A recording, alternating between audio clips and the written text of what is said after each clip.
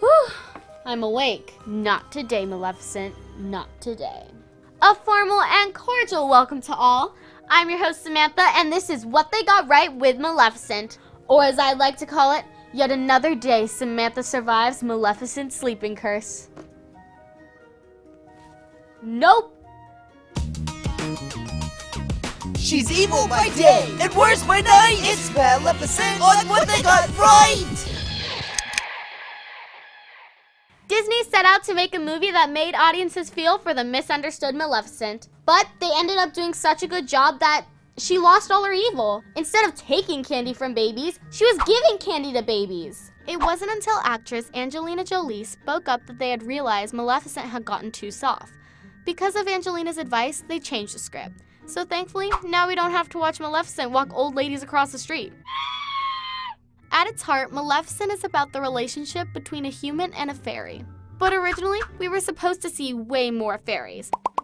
The film initially had 15 extra minutes of story that explored Maleficent's past in Moor Kingdom. Although trimming the backstory was the right call, I would have loved to learn more about life in the fairy kingdom. For starters, where does everyone get their horns cut? I can't keep doing mine myself. 3 fairies that survived the cut were 3 fairy godmothers Knockgrass, Thistlewit, and Flittle. Not many people know this, but the bumbling fairy godmothers weren't always supposed to be so unhelpful. In Sleeping Beauty, the 3 fairy godmothers were heroes in their own right.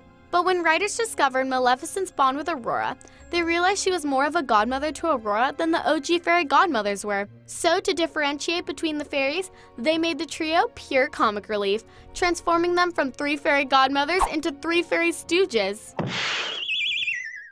Another huge change from conception to screen is that Maleficent was born into royalty. Maleficent's aunt and uncle were originally Queen Ula and King Kinloch, fairy queen and king of the Moor's kingdom.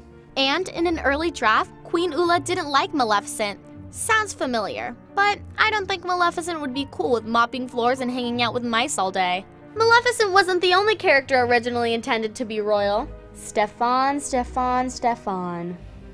A poor peasant boy who brutally cut off Maleficent's wings in order to win King Henry's favor. Stefan truly is the villain of Maleficent. But in early drafts of the script, he was King Henry's son, which means Stefan would have automatically been the king after Henry died, which means he wouldn't have cut off Maleficent's wings, which means Maleficent would have never turned the Moors into a dark kingdom, which means Maleficent would have spent her time giving babies candy as she helped them cross the street. Sometimes the only way to get rid of pain is to go through it.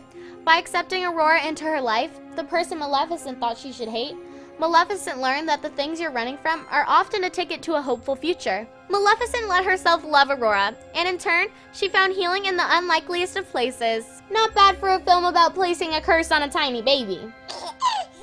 Thanks for watching What They Got Right. Comment below what I should talk about next, and click up there to subscribe to DreamWorks TV for new videos every single day. You know, I really could use the sleep, but I won't give Maleficent the satisfaction.